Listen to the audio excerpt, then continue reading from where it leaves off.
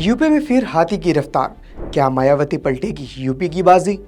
2027 में मायावती का master plan, क्या उत्तर प्रदेश की सियासत में एक बार फिर हाथी अपनी पुरानी रफ्तार पकड़ने वाला है?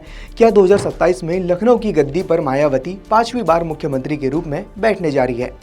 चुनाव में अभी समय है, लेकिन बहुजन समाज पार्टी यानी बीएसपी सुप्रीमो मायावती ने अपनी गोटियां बिछाना शुरू कर दी है।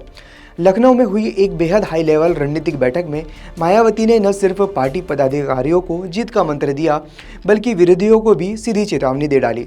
आज की इस वीडियो में हम समझेंगे कि मायावती का नया विनिंग फॉर्मूला क्या है और इस रेस में योगी आदित्यनाथ, अखिलेश यादव और राहुल गांधी कहां पर खड़े हैं। वीडियो के आखिर तक आपको यूपी की अगली सियासी तस्वीर साफ हो जाएगी।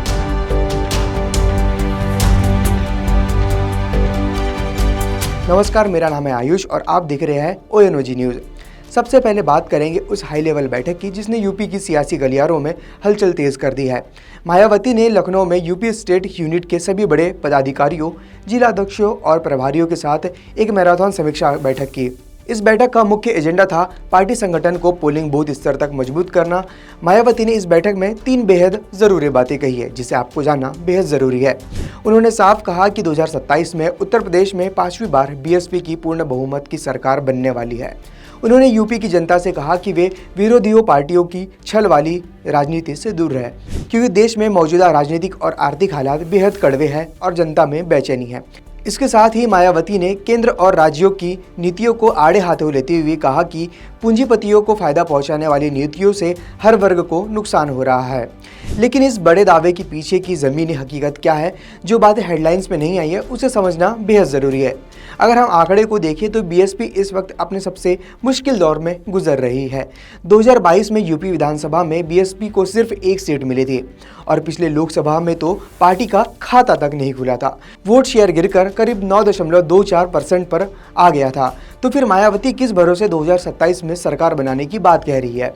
दरअसल मायावती एक अंदरूनी सोशल इंजीनियरिंग पर काम कर रही है। यूपी में करीब 22% दलित आबादी और लगभग 20% मुस्लिम आबादी है। मायावती का गणित यह है कि अगर 42% का पुराना दलित मुस्लिम भाईचारा समीकरण दोबारा जमीन पर उतर आया तो वे सीधे सत्ता में वापसी कर सकती है। इसलिए उन्होंने हाल ही में मुस्लिम भाईचारा कमेटियों को भी एक्टिव किया है और साफ कर दिया है कि बीएसपी किसी भी पार्टी से गठबंधन नहीं करेगी, वो अकेले चुनाव लड़ेगी। लेकिन मायावती की राह इतनी आसान नहीं है, क्योंकि उनके सामने 3 बड़ी चुनौतियां खड़ी है। पहला एंगल है मुख्यमंत्री योगी आदित्यनाथ और बीजेपी का चक्रव्यूह। बीजेपी और योगी आदित्यनाथ 2027 के चुनाव को किसी भी हाल में हल्के में नहीं ले रहे। बीजेपी ने साफ कर दिया है कि 2027 का चुनाव वे योगी आदित्यनाथ के चेहरे पर ही लड़ा जाएगा।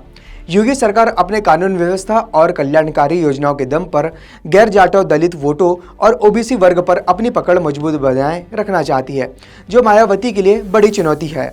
दूसरा और तीसरा एंगल है अखिलेश यादव का पीडीए और राहुल गांधी का साथ। इधर समाजवादी पार्टी के अध्यक्ष अखिलेश यादव और कांग्रेस नेता राहुल गांधी का गठबंधन इंडिया अलायंस पिछले चुनाव के बाद से काफी उत्साहित है। अखिलेश यादव का पीडीए फॉर्मूला यानी कि पिछड़ा, दलित और अल्पसंख्यक सीधे मायावती के वोट बैंक में सेंध लगा रहा है।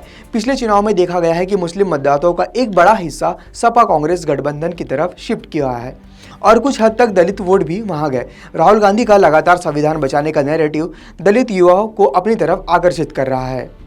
राजनीतिक विश्लेषकों का मानना है कि मायावती की ये सक्रियता यूपी के चुनाव को त्रिकोणीय बनाने की कोशिश कर रही है।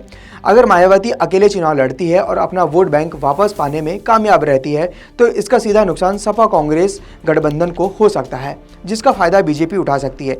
लेकिन अगर मायावती का दलित मुस्लिम कार्ड चल गया तो वह खुद किंग मेकर या सत्ता की दावेदार बन सकती है। मायावती ने अपने कार्यकर्ताओं से साफ कहा कि आयरन लेडी के नेतृत्व पर भरोसा रखें और विरोधियों के दुष्प्रचार पर जवाब दे। कुल मिलाकर उत्तर प्रदेश की सियासत अब बेहद दिलचस्प मोड़ पर आ चुकी है। क्या मायावती का यह बूथ स्तर का मिशन 2027 उन्हें 5वीं बार मुख्यमंत्री की कुर्सी तक पहुंचा पाएगा, या फिर योगी आदित्यनाथ का बुलडोजर मॉडल और अखिलेश राहुल की जोड़ी उनके इस सपने को रोक देगी? आपको क्या लगता है? कमेंट बॉक्स पर अपनी राय जरूर दीजिएगा।